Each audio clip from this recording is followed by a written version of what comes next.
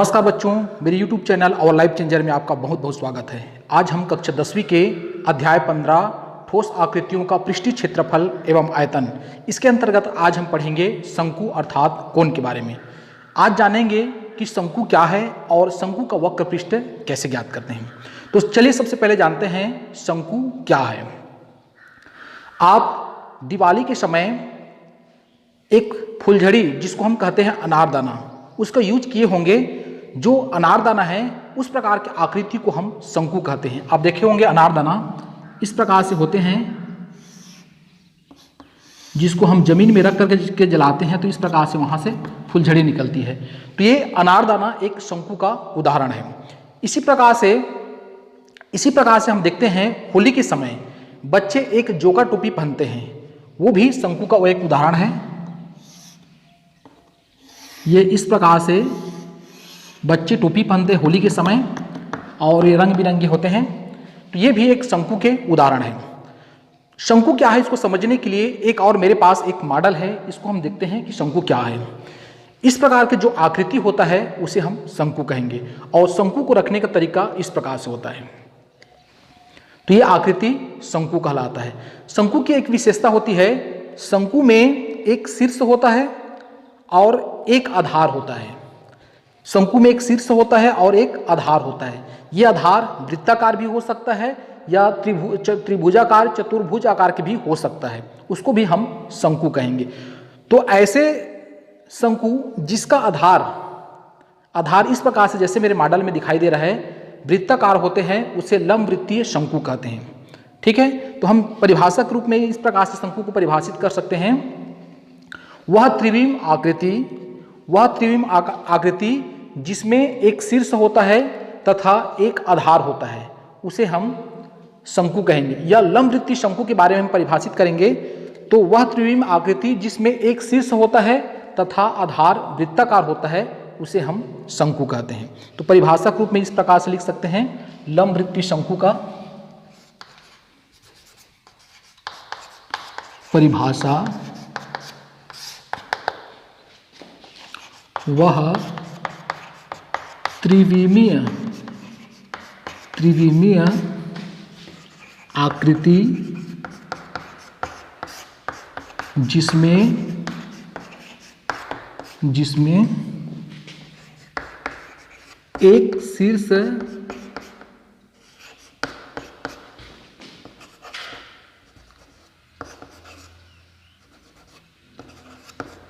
है तथा आधार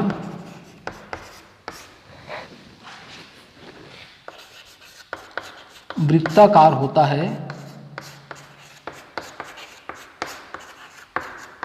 उसे हम यहाँ कहेंगे लंब वृत्तीय शंकु कहेंगे। लंब वृत्तीय शंकु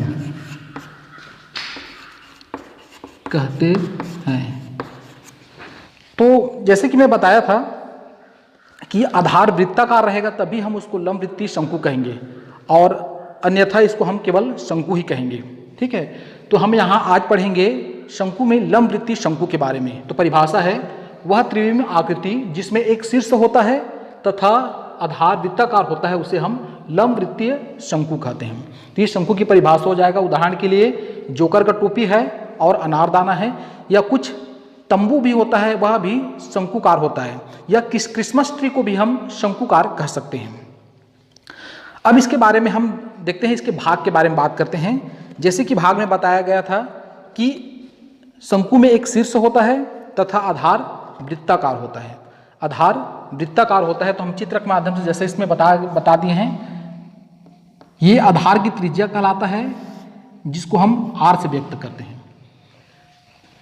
आधार की त्रिज्या है आर है, और ये शीर्ष से आधार के मध्य बिंदु को मिलाने वाली रेखा, ये हाइट है, एच से व्यक्त करते हैं ऊंचाई।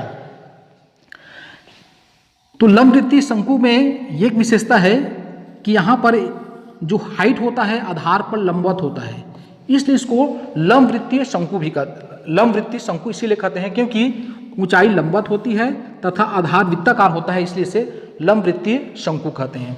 और ये तिरछी लाइन है, इसको तिर्यक ऊंचाई कहते हैं, जिसको हम एल से व्यक्त करते हैं। इसको कहते हैं तिर्यक ऊंचाई।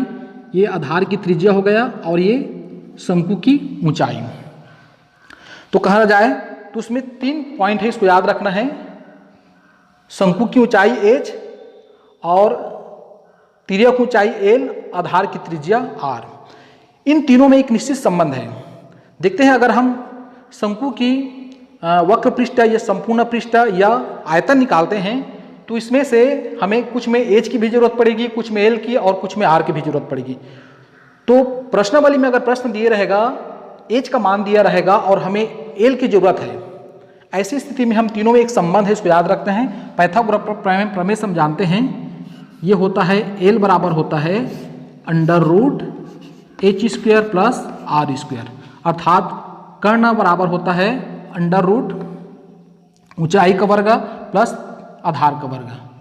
ये सूत्र याद रखना है। या इसी प्रकार से हम h का मान ज्ञात करते हैं तो हम यहाँ पर लिख सकते हैं h बराबर हो जाएगा √l² माइनस r²। इसी प्रकार से r ज्ञात करना है तो हम लिख सकते हैं इसको l² माइनस h²। तो ये सूत्र है जिसकी सहायता से हम तीनों में संबंध स्थापित कर सकते हैं। तो मुझे आशा है आप सभी को समझ में आ गया होगा कि शंकु क्या है, शंकु की परिभाषा क्या है और किस प्रकार की आकृति को हम शंकु कहते हैं, और शंकु में कौन कौन से उनके एलिमेंट्स अवयव है, ऊंचाई, आधार की त्रिज्या और तिर्यक ऊंचाई, इन तीनों में क्या संबंध है, ये भी हम जान चुके हैं। अब जानेंगे कि शंकु के वक्र पृष्ठ से क्या तात्पर्य है। तो जैसे कि आप मॉडल में देख पा रहे हैं, यहाँ पर जितना भी चमकीला भाग है उसको हम इस शंकु का वक्र पृष्ठ कहेंगे। देखिए, ये वक्री भाग है, जितना भी भाग है ये पूरा वक्री भाग है। जिस प्रकार से हम बेलन में देखे हैं उसमें चारों तरफ वक्र रहता है तो उसका वक्र पृष्ठ कहलाते हैं। उसी प्रकार से इस शंकु का जो वक्री भाग है, जिसको मैं चमकीला भाग से व्यक्त किया हूँ, ये कहलाएगा उसका वक्र पृष्ठ। इसी को एक और नाम है पार्श्व पृष्ठ भी कहते हैं। शंकु का वक्र पृष्ठ। शंकु में 2 पृष्ठ है केवल, वक्र पृष्ठ एक और आधार का आधार है एक, जो कि वृत्ताकार है। तो उसमें 2 पृष्ठ है, एक जिसको हम इसको फलक भी कह सकते हैं।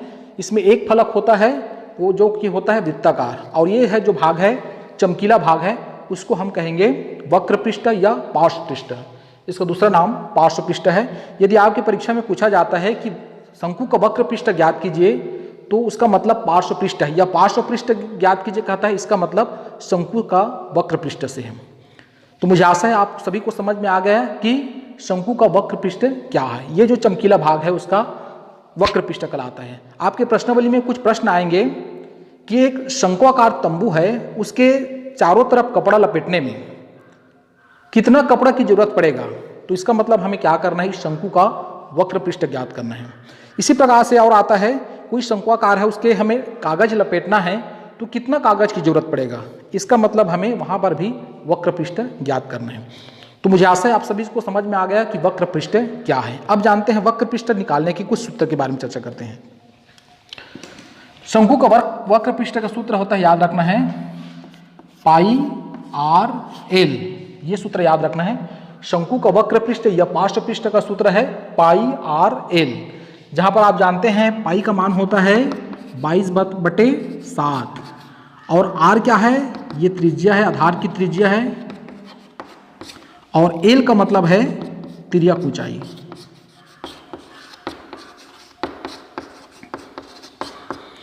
तो ये सूत्र याद रखना बहुत जरूरी है कि क्षेत्रमिति में केवल हमें सूत्र याद रखना है, उसका प्रयोग करते आना चाहिए, फिर गणित को बनाना आसान हो जाता है। तो ये सूत्र याद रखना है πr_l।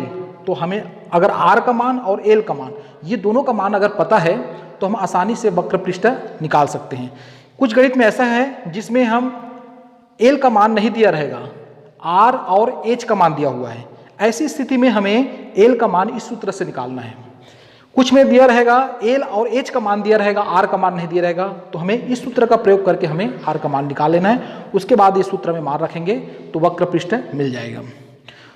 तो आइए अब इसके बाद देखते हैं प्रश्नावली से किसी शंकु का हम वक्र पृष्ठ या पार्श्व पृष्ठ कैसे ज्ञात करते हैं। तो आइए अपने प्रश्नावली से एक प्रश्न का अभ्यास करते हैं और जानेंगे किसी शंकु का हम वक्र पृष्ठ कैसे ज्ञात करते हैं।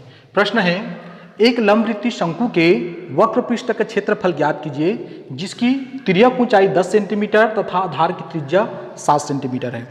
हमने वक्र पृष्ठ के सूत्र में देखे हैं, वक्र पृष्ठ का सूत्र होता है पाई आर एल। इसका मतलब हमें आर और एल का मान पता होना चाहिए। देखते हैं कि वो मान है कि नहीं है। यहाँ पर ऊंचाई h दिया है और तिर्यक ऊंचाई एल का मान दिया है 10 सेंटीमीटर और एक दिया है त्रिज्या 7 सेंटीमीटर। एल का मान भी दिया है और आर का मान भी दिया है और पाई का मान होता है 22/7। तो सीधा हम सूत्र मान रखेंगे तो आसानी से इसको हल कर सकते हैं। जो प्रतियोगी परीक्षा दिला रहे हैं उनके लिए सीधा सूत्र में मान रख देना है, लेकिन जो 10वीं का एग्जाम दिला रहे हैं या 10वीं पढ़ रहे हैं वो विद्यार्थी नियमतः लिखेंगे, इस प्रकार से लिखेंगे, हल दिया है शंकु का तिर्यक ऊंचाई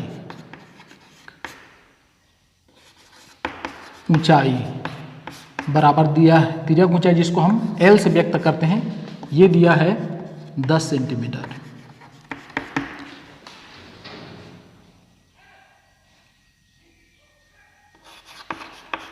आधार की त्रिज्या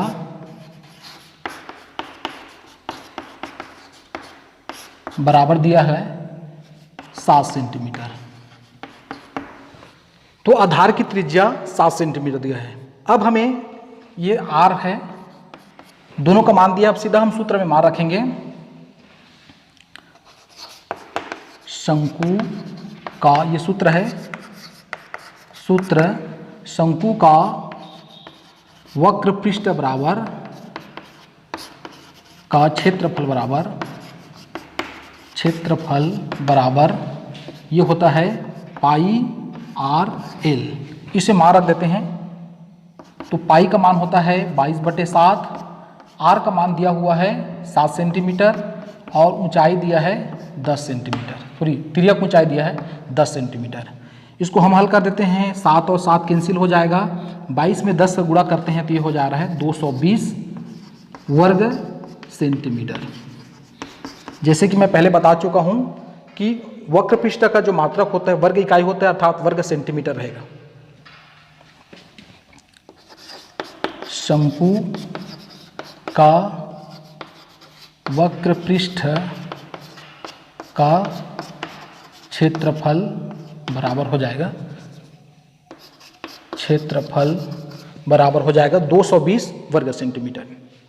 तो देखिए, अगर हमें सूत्र याद है तो क्षेत्रमिति संबंधित गणित को हल करना बहुत आसान है।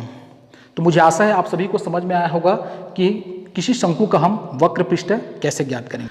यदि ये वीडियो पसंद आया होगा तो कृपया मेरे चैनल को सब्सक्राइब अवश्य करें।